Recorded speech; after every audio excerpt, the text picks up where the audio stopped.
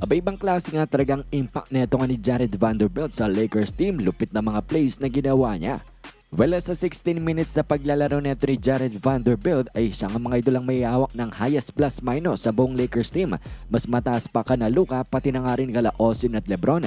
Siya ay positive 24 despite only playing 16 minutes at isang beses lang tumira, nagmintis pa.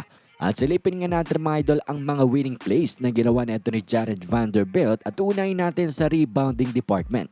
Nang dahil alam nyo naman siguro mga idol na ang depensa ay hindi nga natatapos hanggat hindi nyo nasa-secure ang defensive rebound. At itong si Jared Vanderbilt sa buong laban ay grabe nga ang kanyang rebounding. Talaga nga namang siya ang nagkumpleto sa defensive step ng Los Angeles Lakers para dito sa mga sumunod na mga possession dito at talagang high flyer. Itong si Vando binabacksoutan ng mga big men na itong ang Indiana Pacers to get the rebound at kumpletuhin ang depensa ng Lakers. Pero hindi nga dyan natatapos ang epekto at impact ni Vanderbilt sa team ng Lakers dahil depensa ang kanyang main specialty.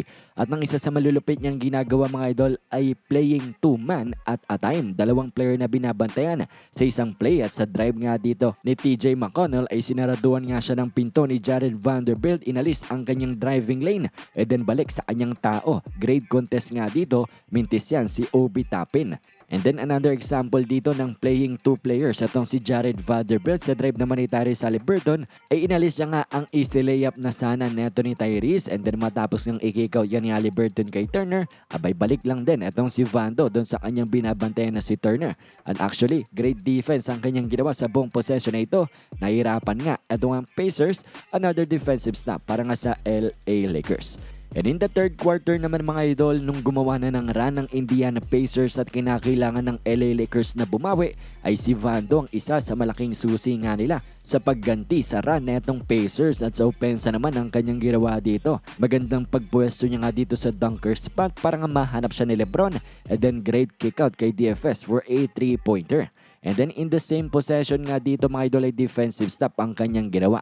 And actually, pwede niya naman na sanang iwan na ito. Hayaan na lang tumira ng 3-pointer nang dahil tingnan nyo naman ang itsura ni Jared Vanderbilt.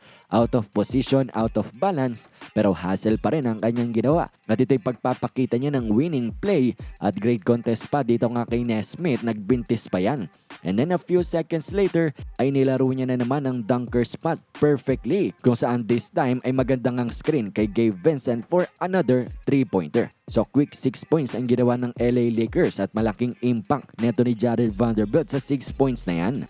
At sa last play nga natin in the fourth quarter, abay disruptive help defense neto nga ni Jared Vanderbilt sa driving Pacers player, nagresulta tuloy yan ng turnover. At yan nga mga idol ang mga ginawa ni Jared Vanderbilt in just 16 minutes of playing time. Winning plays after winning plays, kaya naman siyang mayawak ng highest plus minus sa buong Lakers team.